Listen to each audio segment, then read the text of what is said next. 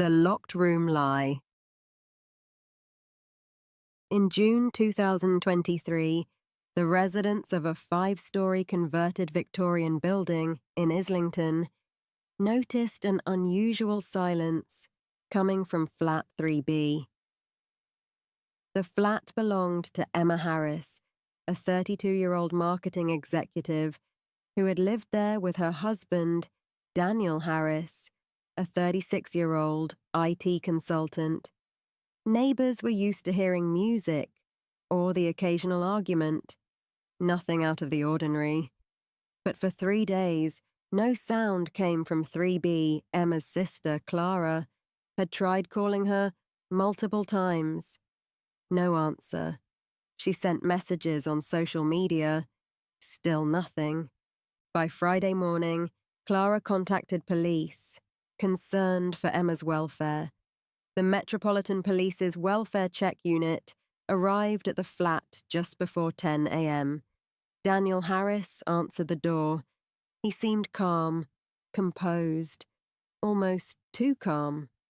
He explained that Emma had been stressed and exhausted and hadn't wanted to speak to anyone. He claimed she was sleeping. The officers, noting the quiet tone, requested entry anyway. Once inside, the scene appeared ordinary at first glance.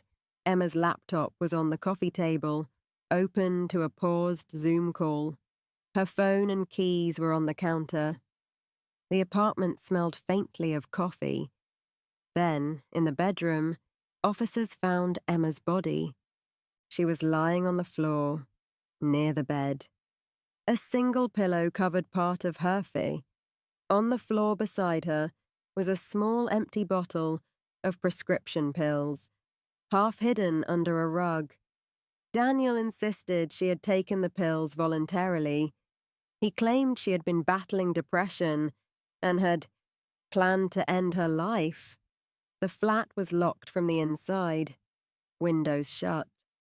No forced entry, no signs of struggle. The scene, Daniel argued, matched suicide perfectly. The officers took photographs and sealed the flat. Emma's body was transported to North London Coroner's Office. Dr. Helen Pritchard, the forensic pathologist, conducted the post-mortem. Emma had ingested a lethal dose of prescription sedatives, consistent with the pills found. But something didn't add up. Bruising on the upper arms suggested restraint. Petechial hemorrhaging in the eyes indicated asphyxiation, inconsistent with drug overdose alone. Hair samples revealed the presence of an unknown third-party DNA. These findings suggested that Emma's death was not accidental or voluntary. Forensic toxicologist Dr. Ian Walters confirmed the sedatives in Emma's system were deliberately crushed and mixed, creating a fast-acting, lethal cocktail.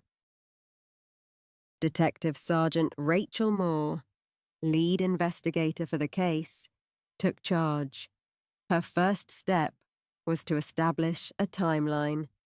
Tuesday, June 6th, 8:00 p.m., CCTV from the building entrance showed Daniel Harris returning home alone. Wednesday, June 7th, 10:30 a.m., Emma was recorded leaving the flat briefly for groceries.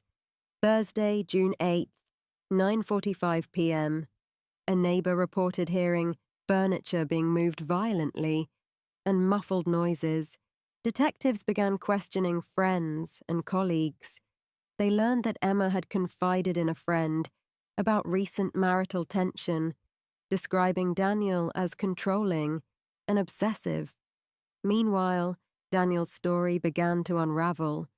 He claimed to have been at home at the time of Emma's death, alone, preparing for a work presentation, but mobile phone location data placed him near Finsbury Park. During the time CCTV suggested Emma was last seen alive.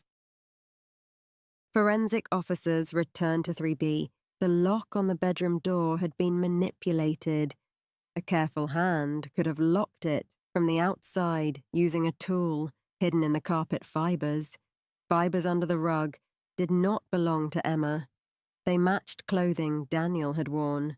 Smudge patterns indicated that Emma had been moved post-mortem, staged to look like she had collapsed near the bed. These subtle signs were crucial in shifting the case from possible suicide to homicide. Investigators obtained access to Emma's emails and cloud accounts. Multiple messages to friends revealed she had feared for her life in the months leading up to her death. Searches on her computer included phrases like how to protect yourself from a spouse and signs of coercive control.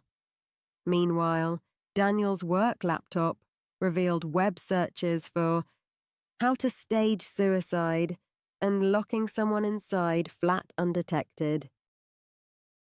Neighbors reported seeing unusual activity in the days prior.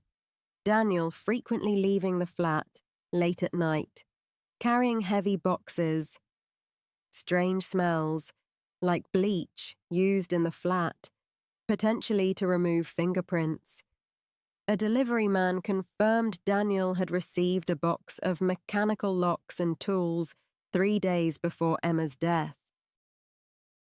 With this mounting evidence, Daniel Harris was arrested under suspicion of murder and perverting the course of justice.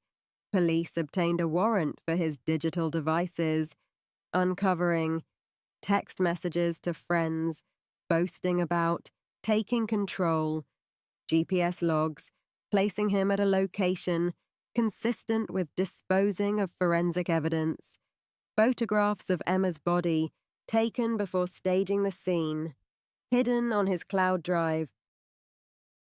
The case went to Highbury Crown Court, attracting national attention. The prosecution presented forensic evidence, bruising, fibers, staged scene, digital evidence, search history, GPS logs, incriminating photos, witness statements, neighbors, friends, co-workers, psychological evidence, expert testimony on coercive control. Daniel's defense attempted to argue suicide, an accidental death, claiming he was unaware of the pill's potency.